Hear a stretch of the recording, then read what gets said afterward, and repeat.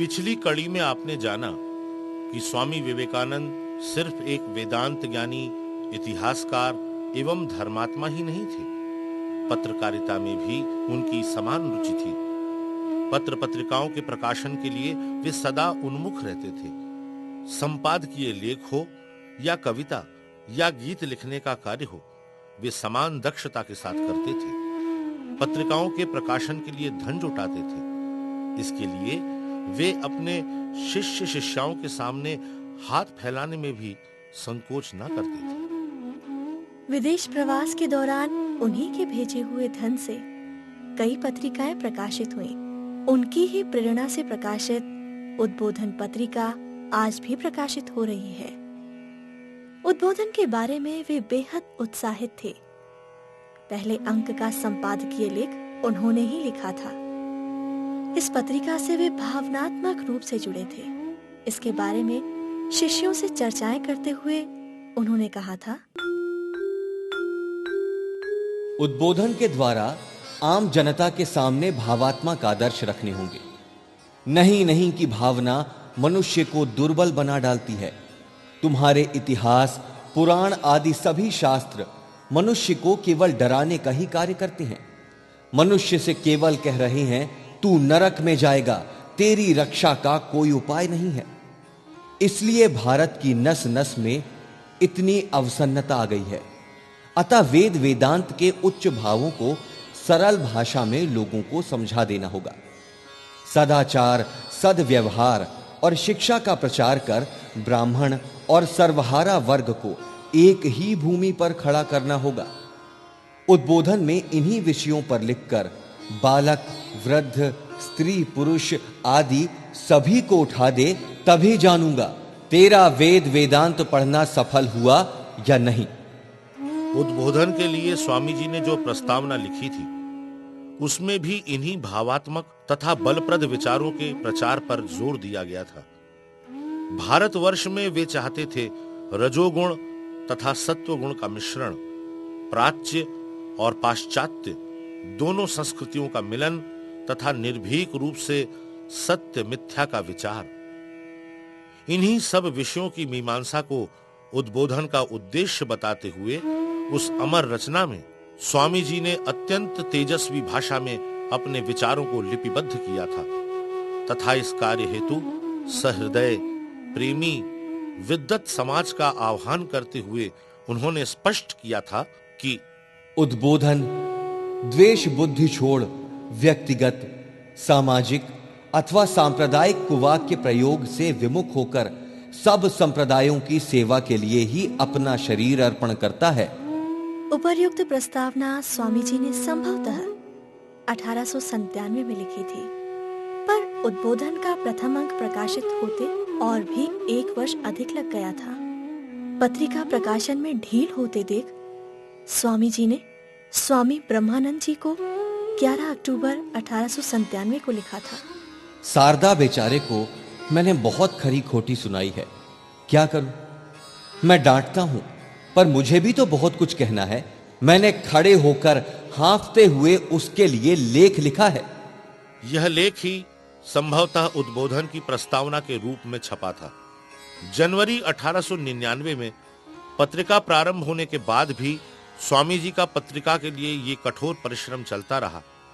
उसके लिए आवश्यक सुझाव आदि भी वे देते रहे और साथ में डांट फटकारों की बौछार भी। स्वामी जी के कठोर शासन से उनके गुरु भाई भी बचे नहीं थे। 10 अगस्त 1899 को उन्होंने लंदन से स्वामी ब्रह्मानंद जी को लिखा था। शारदा ने लिखा है कि पत्रिका नहीं चल रही है। मेरे भ्रमण वृत्तांत को पर्याप्त विज्ञापन देकर छापे तो सही, देखते ही देखते ग्राहक बढ़ जाएंगे। पत्रिका के 3/4 हिस्से में केवल सिद्धांत की बातें छापने से क्या वो लोकप्रिय हो सकती है? अपितु पत्रिका पर सतर्क दृष्टि रखना। समझ लेना कि मैं चल बसा हूं। पत्रिका के लिए धन भी मैं एकत्रित करूंगा, लेख भी मेरे ही होंगे। तो फिर तुम क्या करोगे?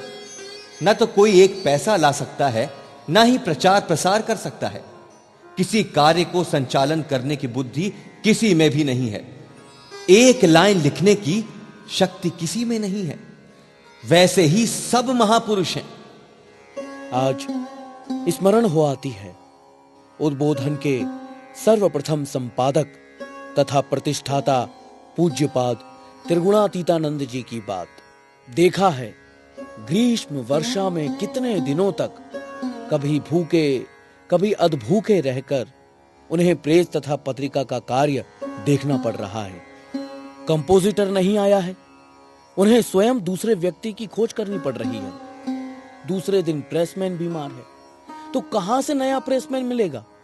इसकी खोज में विभिन्न स्थानों में घूम रहे हैं। कभी प्रेस की साधन सामग्री जुटाने के लिए भागदौड़ कर रहे हैं और कभी प्रेस के लोगों को कार्य में सहायता दे रहे हैं। इसके अलावा उनको स्वयं तो लेख लिखने ही पड़ते, साथ ही लेखों के संग्रह भी करने पड़ते थे। ठीक समय पर पत्रिका प्रकाशित नहीं होने पर वे स्वामी जी की फटकार भी सुनते। इसके सिवा प्रेस का कोई व्यक्ति बीमार होने पर उसकी चिकित्सा तथा पथ्य की व्यवस्था भी उन्हीं को करनी पड़ती थी। विभिन्न प्रकार से इतना कठोर परिश्रम करने पर भी उनके मुख पर सदा मुस्कान बनी रहती थी। थकावट का कोई चिन्ह दिखाई नहीं पड़ता था। अधिकतर कंपोजिटर तथा प्रेसमैन गलियों में निवास करते थे। वे निसंकोच उन गलियों में जाकर उन लोगों की खोज करते थे। तो भी पत्रिका में किसी प्रकार की भूल रह जाने पर या प्रूफ देखने में कोई त्रुटि रहने से अथवा गलत शब्द या भाव का प्रयोग होने पर स्वामी जी से त्रिगुणातीतानंद जी को विशेष रूप से डांट सुननी पड़ती थी। उनके संस्मरणों से हमें पता चलता है कितनी मुश्किलों का सामना कर उन दिनों पत्रिकाएं छापी जाती थी। ऊपर से स्वामी जी की डांट। पूज्यपाद स्वामी विवेकानंद जी की इस ओर तीक्ष्ण दृष्टि थी। एक दिन उस प्रकार की घटना मैंने प्रत्यक्ष देखी थी। प्राध्यापक मैक्स मूलर तथा श्री रामकृष्ण के बारे में स्वामी जी का लेख उसी समय उद्बोधन में प्रकाशित हुआ था।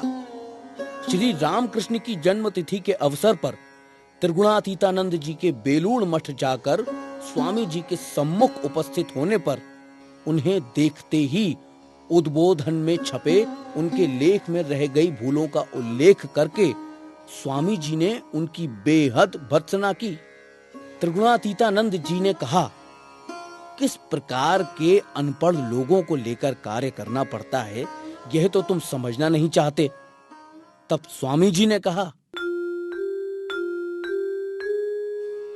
रहने दो ये सब बातें। तुम लोगों ने जब काम हाथों में लिया है तो उसमें त्रुटि क्यों रहेगी? उन लोगों को सिखाने का प्रयत्न किया है क्या? इस देश के लोग ही दोष छिपाने के लिए बहाना ढूंढते रहते हैं। उस देश में भी कंपोजिटर तो विद्वान नहीं होते। जो लोग मैनेजर हैं, जिन्होंने कार्य की जिम्मेदारी ली है, वे ही बड़ी सावधानी के साथ उसे पूरा करने का प्रयत्न करते हैं। जब तक त्रुटि रहित न हो तब तक उसे छोड़ते नहीं। और इस देश में तो छपने से ही हो गया। गलतियां रहती हैं तो रहें, एक शब्द भी इधर उधर होने से अर्थ पलट जाता है।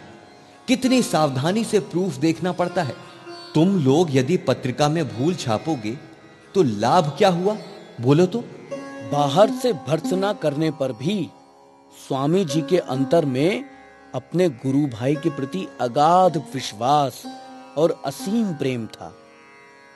स्वामी जी का स्वभाव ऐसा अद्भुत था कि सामने डांट फटकार और पीठ पीछे प्रशंसा का वर्णन। स्वामी जी ने एक बार अपने शिष्य शरद चंद्र चक्रवर्ती से कहा था, देख, मेरे आदेश का पालन करने के लिए त्रिगुणातीत साधन भजन ध्यान धारणा तक छोड़कर कर्तव्य क्षेत्र में उतर पड़ा है। क्या यह कम त्याग की बात है? मेरे प्रति कितने प्रेम से कर्म किए प्रेरणा उसमें आई है। देख तो, पूरा काम होने पर ही वो उसे छोड़ेगा। क्या तुम लोगों में ऐसी दृढ़ता है? ये लोग काम करते करते मर जाएंगे, फिर भी पीछे हटने वाले नहीं। सचमुच ही अमेरिका में स्वामी जी का कार्य करते हुए स्वामी त्रिगुणातीतानंद जी एक पागल शिष्य द्वारा फेंके गए बम से आहत होकर शहीद हो गए थे। अमेरिका में भी उन्होंने एक पत्रिका का प्रकाशन किया था जिसका नाम था वॉइस ऑफ फ्रीडम। शिवजी के समान एक क्षण में रुद्र रूप तथा दूसरे ही क्षण आशुतोष रूप धारण करने वाले स्वामी जी का ये व्यक्तित्व शचीन्द्र बसु की स्मृति कथा में बड़ा सुंदर निखरा है। उद्बोधन के लिए स्वामी जी की प्रेरणा, दृढ़ इच्छा शक्ति तथा कठोर अनुशासन और दूसरी ओर स्वामी त्रिगुणातीतानंद जी का कठोर परिश्रम, अविराम संग्राम, गुरु भाई के प्रति प्रेम तथा आज्ञाकारिता, सबका सजीव चित्रण भी इसमें मिलता है। पिछले सोमवार 6 नवंबर 1898 को मैं स्वामी जी के साथ बेलूर मठ से बाग बाजार आया। बलराम बाबू के घर के हॉल में स्वामी जी बैठे। हम लोग, मैं तथा राखाल महाराज, स्वामी ब्रह्मानंद जी भी बैठे। कुछ देर बाद शरदचंद्र चक्रवर्ती भी आए। इधर उधर की बातचीत हो रही थी कि इतने में ज्वर से आक्रांत शारदा महाराज हिलते डुलते कहां से उपस्थित हो गए। हम लोगों ने एक साथ त्रिगुणातीतानंद जी की अभ्यर्थना की, क्या बाबा जी, आओ आओ, क्या समाचार है? प्रेस का कार्य कहां तक पहुंचा? इधर बैठो, इधर बैठो, बोलो। अरे भाई, और तो नहीं होता। ये सब काम क्या हम लोगों का है भाई? सारे दिन तीर्थ के कौवों के समान बैठे रहना पड़ता है। ना तो कोई काम है और ना अन्य कुछ। एक छपाई का काम मिला है, किंतु उससे क्या होगा? ज्यादा से ज्यादा 8 आने मिलेंगे। मैं प्रेस को बेचने का प्रयत्न कर रहा हूँ। क्या कहता है रे? इसी बीच तेरा सब शौक मिट गया? और कुछ दिन देख, फिर छोड़ना। इस तरफ प्रेस को ले आना कुम्हार टोली के पास, हम सभी देख पाते। ना भाई, वहीं रहने दो। 1-2 दिन और देखने दो। 15-20 रुपए का नुकसान करके बेच दूंगा। ओरे राखाल, ये बोलता क्या है? लगता है उसकी बहुत परीक्षा हुई है। इतने में ही तेरा सब चूर हो गया, धैर्य नहीं रहा। ये बात बोलते बोलते स्वामी जी के नेत्र प्रज्वलित हो उठे। वे खड़े हो गए और सिंह की भांति गरज कर बोले, क्या कहता है रे? बेच दे प्रेस को। मुझे धन की बड़ी जरूरत है। इसी पल बेच डाल। 100-150 रुपए का नुकसान करके भी बेच दे। काम के नाम से ही इन सबको वैराग्य आ जाता है। अरे भाई, और तो नहीं होता। ये सब काम क्या हमारे हैं? केवल खा पी कर तोंद बढ़ाकर सोना चाहते हैं। जिन लोगों का किसी भी कार्य में धैर्य नहीं, वे भी क्या मनुष्य हैं? तुझे प्रेस चालू किए अभी 3 दिन भी तो नहीं हुए। जा जा, तेरा बहुत प्रयोग हो चुका। तेरी तो बहुत बड़ी साध थी। किसने तुझे प्रेस चालू करने को कहा था? तूने ही तो मुझे लिख लिख कर पैसे मांगे। ले आना तेरा प्रेस यहां पर। वहां रखने का तेरा मतलब ही क्या है? और ये तुझे ज्वर होता रहता है, तू अपने स्वास्थ्य की ओर ध्यान नहीं देता है। 8 रुपए किराया देना होगा। 1 माह का एग्रीमेंट है। छी छी, बोलता क्या है? ये सब लोग कोई काम कर सकते हैं? तू हरमोहन के ही समान है। तुम लोगों द्वारा कभी कोई व्यवसाय नहीं होगा। वो भी 1 पैसे के आलू खरीदने के लिए 50 दुकानों में घूमेगा और अंत में ठग कर मरेगा। प्रेस हमारे मठ में पहुंचा दे। हम लोगों को भी तो एक प्रेस चाहिए। देख, मैंने कितने व्याख्यान दिए हैं, कितने लेख लिखे हैं, आधे भी अभी नहीं छपे। तू मुझको दिखा रहा है? राखाल, याद कर, वो कितने वर्षों पुरानी बात है। 12-13 वर्ष पहले वहीं गंगा के किनारे बैठकर हम लोग श्री रामकृष्ण की चिता भस्म लेकर रो रहे थे। मेरी बात नहीं सुनी। उनकी चिता भस्म काकुड़ गाछी के उद्यान वाटी में रखी गई। मेरा हृदय बहुत व्यथित हुआ था। राखाल, याद कर मैंने क्या दृढ़ प्रतिज्ञा की थी। आज 12 वर्षों तक बुलडॉग की तरह उस विचार को लेकर सारे संसार का चक्कर लगाया है। एक दिन भी सोया नहीं। आज देख, उसे सफल किया। उस विचार ने मुझे एक दिन भी नहीं छोड़ा। इस प्रकार के लोगों से क्या उन्नति हो सकती है? भाई, तुम्हारा मस्तिष्क कैसा अद्भुत है। अपना मस्तिष्क मुझे दोगे? इस बात से वातावरण हास्य से गूंज उठा। क्योंकि बोलने की तारीफ थी। बाद में त्रिगुणातीतानंद जी ने बताया कि ज्वर होने के बाद उन्होंने सुबह कुछ साबूदाना खाया है, पर दोपहर में 1 सेर रबड़ी, आधा सेर कचौड़ी और उसके साथ उचित मात्रा में सब्जी भी खाई है। ये बात सुनकर स्वामी जी ठहाका मार के हंस पड़े और बोले, तू अपना पेट मुझे दे तो भला, संसार का चेहरा एकदम पलट दूं। लाहौर में सूरजमल बोला था, स्वामी जी तुम में नानक का मस्तिष्क तथा गुरु गोविंद सिंह का हृदय आ चुका है, अब केवल जगमोहन के समान पेट की आवश्यकता है। ऐसा ही अनोखा संबंध था स्वामी जी का अपने गुरु भाइयों के साथ, और ऐसा ही कठोर संघर्ष करना पड़ा था उन लोगों को उद्बोधन के प्रवर्तन के लिए।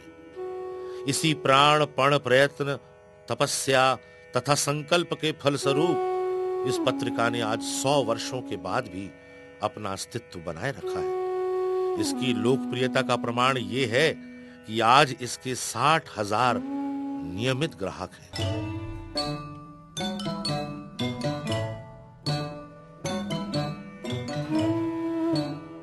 हिंदी तथा बंगला के अलावा अन्य देशी भाषाओं में भी पत्रिका प्रकाशित करने की स्वामी जी की इच्छा थी। डॉक्टर नजुंदा राव को प्रबुद्ध भारत पत्रिका के लिए प्रोत्साहन देने के बाद उन्होंने 26 अगस्त 1896 को लिखे अपने उस पत्र में लिखा जब था, तुम इस पत्र के संचालन में सिद्धि लाभ कर लोगे, तब इसी प्रकार अन्य भारतीय भाषाओं तमिल, तेलुगु और कन्नड़ आदि में भी पत्रिकाएं शुरू करना। स्वामी जी की इच्छा को मूर्त रूप देने के लिए एक तमिल पत्रिका प्रकाशित करने की योजना बनाई गई थी। पत्रिका का नाम रखा गया था प्रबोध चंद्रिका।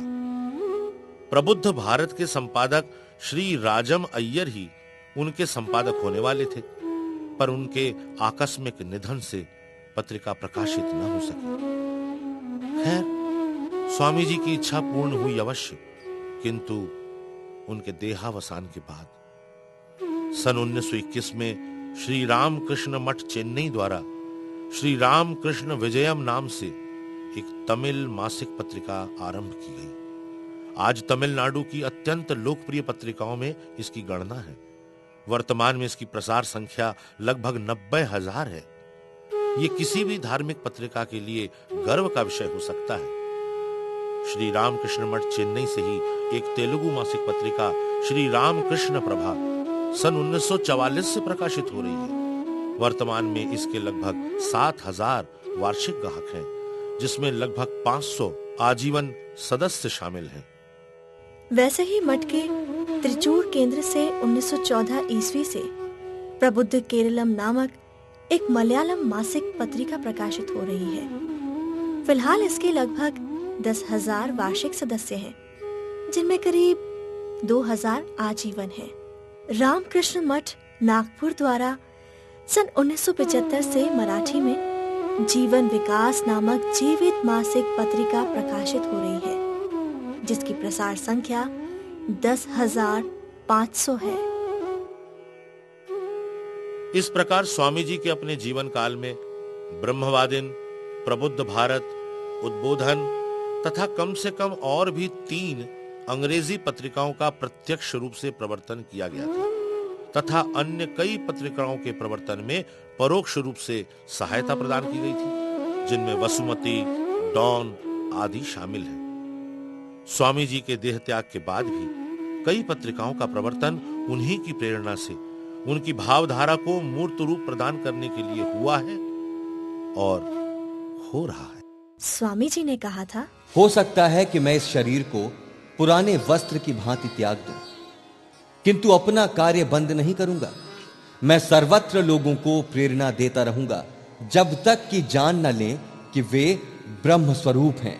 आज भी स्वामी जी अपने सूक्ष्म शरीर द्वारा सर्वत्र अपने उदार भावों के प्रचार में लगे हुए हैं। इस कार्य के महत्वपूर्ण अंग हैं पत्र पत्रिकाएं। इसीलिए कभी कभी वो मानो किसी के सिर पर सवार होकर उसे पत्रिका के प्रवर्तन तथा संचालन हेतु प्रेरित तथा विवश करते हैं। इस तरह अनेक पत्रिकाओं का प्रवर्तन स्वामी जी करवा रहे हैं और भविष्य में भी न जाने कितनी पत्रिकाओं का प्रवर्तन करवाएंगे।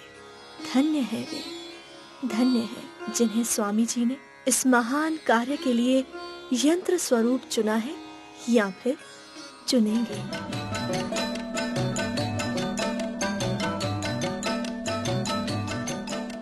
एक क विवेक ज्योति हिंदी त्रैमासिक पत्रिका 1963 में रायपुर से प्रकाशित हुई। ख विवेक ज्योति हिंदी त्रैमासिक 1999 में रायपुर से प्रकाशित हुई। 2 प्रबुद्ध भारत अंग्रेजी मासिक 1896 में मायावती से प्रकाशित हुई। 3 वेदांत केसरी अंग्रेजी मासिक 1914 में चेन्नई से प्रकाशित हुई। 4 क Vedanta for East and West अंग्रेजी द्विमासिक 1952 में लंदन से प्रकाशित हुई। ख Vedanta for East and West अंग्रेजी द्विमासिक 1995 में लंदन से प्रकाशित हुई। Bulletin of Ramakrishna Mission Institute of Culture अंग्रेजी मासिक 1948 कोलकाता से प्रकाशित। वेदांत फ्रेंच त्रैमासिक 1965 से ग्रेड्स फ्रांस से प्रकाशित। उद्बोधन बंगला मासिक 1899 कोलकाता से प्रकाशित। समाज शिक्षा बंगला मासिक 1855 नरेंद्र पश्चिम बंगाल से प्रकाशित। प्रबुद्ध केरलम मलयालम मासिक 1914 नरेंद्र पश्चिम बंगाल से प्रकाशित। 10 श्री राम कृष्ण विजयम तमिल मासिक 1921 चेन्नई से प्रकाशित हुई। 11 श्री राम कृष्ण प्रभा तेलुगु मासिक 1944 में चेन्नई से प्रकाशित हुई। 12 जीवन विकास मराठी मासिक 1957 में नागपुर से प्रकाशित हुई। 13 विवेक प्रभा कन्नड़ मासिक 2000 में चेन्नई से प्रकाशित हुई। 14 ग्लोबल वेदांत अंग्रेजी त्रैमासिक 1996 में सिएटल अमेरिका से प्रकाशित हुई। 15 आश्रम वाणी अंग्रेजी मासिक 1982 में इंदौर मध्य प्रदेश से प्रकाशित हुई। स्वामी जी के महानिर्वाण के 100 साल बाद भी उन्हीं से अनुप्राणित कई पत्र पत्रिकाएं आज भी प्रकाशित हो रही हैं। उन्हें हम 3 भागों में बांट सकते हैं। ये सभी रामकृष्ण विवेकानंद के भावधारा से अनुप्राणित हैं। प्रथम तो वे पत्रिकाएं हैं जो रामकृष्ण संघ के केंद्रों से प्रकाशित हो रहे हैं। हम आपको उनके नाम, भाषा, कालक्रम, स्थापित होने का वर्ष एवं प्रकाशन स्थान की जानकारी दे रहे हैं। दूसरे क्रम में वे पत्रिकाएं हैं जिनका विभिन्न कारणों से प्रकाशन बंद हो गया है। ये भी रामकृष्ण संघ के विभिन्न केंद्रों से प्रकाशित होती थीं। ये अधिकतर भारत के बाहर से प्रकाशित पत्रिकाएं थीं। समन्वय हिंदी मासिक 1921 से 1928 मायावती से प्रकाशित होता था। 2 क मॉर्निंग स्टार अंग्रेजी साप्ताहिक 1928 से 1929 पटना से प्रकाशित। ख मॉर्निंग स्टार अंग्रेजी मासिक 1930 से 1932 पटना से प्रकाशित। 3 मैसेज ऑफ द ईस्ट अंग्रेजी त्रैमासिक 1912 से 1955 मैसाचुसेट्स। 4 वॉइस ऑफ फ्रीडम अंग्रेजी मासिक 1909 से 1916 कैलिफोर्निया। 1 विवेक शिखा हिंदी मासिक 1982 से छपरा बिहार से। 2 क ब्रह्मवादन अंग्रेजी मासिक 1896 से चेन्नई से। ख ब्रह्मवादन अंग्रेजी त्रैमासिक 1966 से चेन्नई से। 3 युवा भारती अंग्रेजी मासिक 1963 से चेन्नई से प्रकाशित हुई। 4 संवित अंग्रेजी अर्धवार्षिक 1980 से कोलकाता से प्रकाशित हुई। 5 विवेक जीवन बंगला मासिक 1969 से कोलकाता से प्रकाशित हुई। 6 विश्ववाणी बंगला मासिक 1926 कोलकाता से प्रकाशित। 7 विवेक दीप बंगला त्रैमासिक 1926 कोलकाता से प्रकाशित। 8 श्री मां शारदा बंगला मासिक 1956 कोलकाता से प्रकाशित। 9 तोबो तोपोबोने बंगला मासिक 1946 जलपाईगुड़ी से प्रकाशित। 10 निबोधत बंगला त्रैमासिक 1987 से कोलकाता से प्रकाशित हुई। 11 धर्मचक्र तमिल मासिक 1987 से तोरूपराई तराई से प्रकाशित हुई।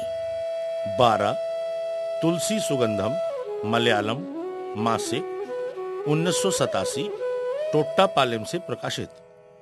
13 वेदांत जर्मन त्रैमासिक 1978 विस्वडन से प्रकाशित। 13 वेदांत जर्मन त्रैमासिक 1978 विस्वडन से प्रकाशित। 14 अद्वैत सत्यामृतम अंग्रेजी त्रैमासिक 2000 ओरेगॉन से प्रकाशित। 15 द वॉइस ऑफ इंडिया अंग्रेजी मासिक 1938 से 1946 सैन फ्रांसिस्को से प्रकाशित।